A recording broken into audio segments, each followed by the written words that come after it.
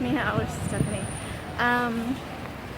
I think this is another video about one of the pillars that has stopped me, or that I have used to stop myself from becoming fluent in a language. Excuse me. Okay, so I think the first pillar was discomfort with recognition stage, because I want to jump straight to remembering, or, oh, what did she say? There was somebody who, the woman from Intellect Grime, I'm sorry, my brain's too fried right now to remember your name, which is terrible, but you mentioned names, classifications that I desperately wanted for the recognition stage versus the recall stage. Is that the recall stage? I'm about to get run over. Anyway, so the discomfort with that stage, the intermediary stage where you can recognize something but you can't remember it yet, that's highly uncomfortable. The second one I haven't actually done a video for is language shame. I feel like my whole life has been a video for that. And I'm not even sure I could say that without bursting into tears or describe that. And number 3 is not looking at language as patterns, which is ironic because that's how I teach, or how I taught languages. But as far as learning it, I never actually broke it down as patterns until very, very recently. I would just learn it as everybody else was saying it. I would learn it thematically with the textbooks. I would learn it, I would just memorize stuff. I would just try to do everything like in this disconnected way that didn't make any sense for how my brain worked. And my brain works with patterns and with puzzles.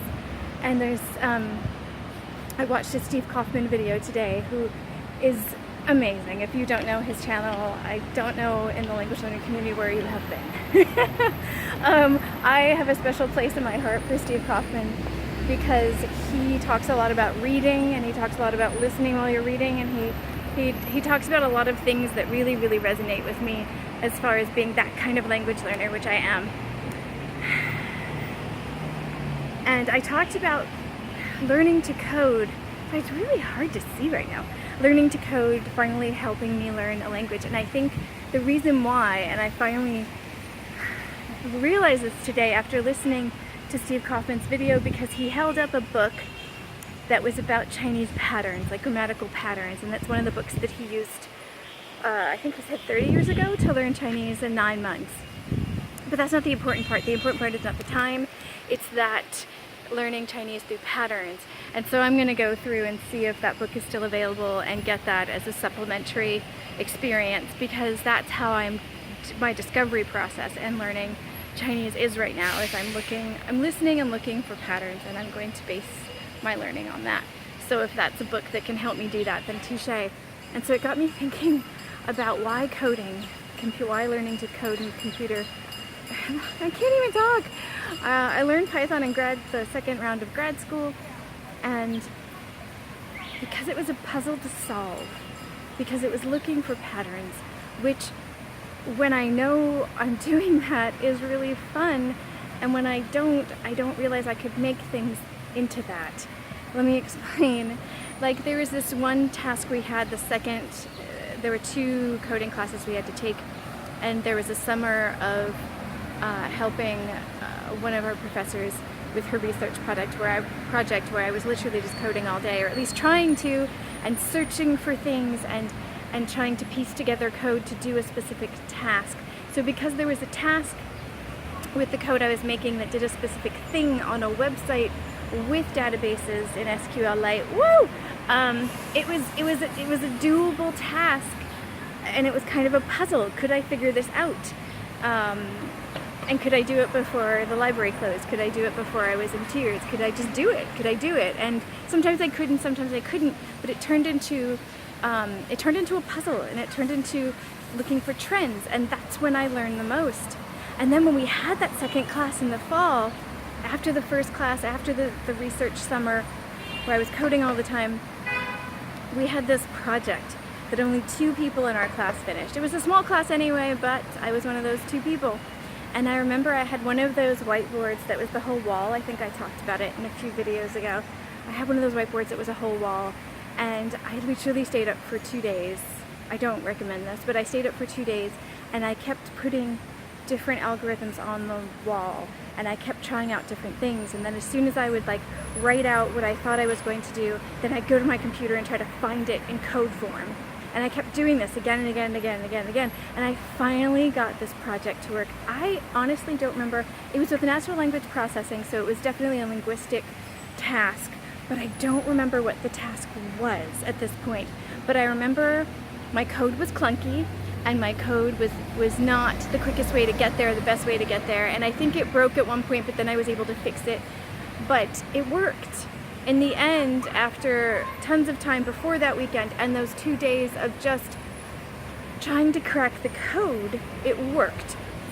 I think having pushed through that and then seeing Chinese again and seeing the characters, I think what's happened this time is that what that Steve Kaufman was talking about with that book, it was like now I can relax and just notice the trends. The characters don't freak me out. They annoy me sometimes when I can't remember them, but they don't freak me out like they used to, because all that code did something to my brain. And I think it also made me realize that I can push through on things like that that seem so foreign and so different and so crazy. Trends. It's all about trends. Languages are trends. There's frequently used words. There's frequently used grammatical patterns. It's all about trends. So I think that's the third pillar of the things. I was not connecting my skill of seeing trends. I make weird analogies across all kinds of subjects all the time. And when I say weird, I mean accurate. I do. I just do. But for some reason, I was stopping myself from making that, bringing that skill into language learning.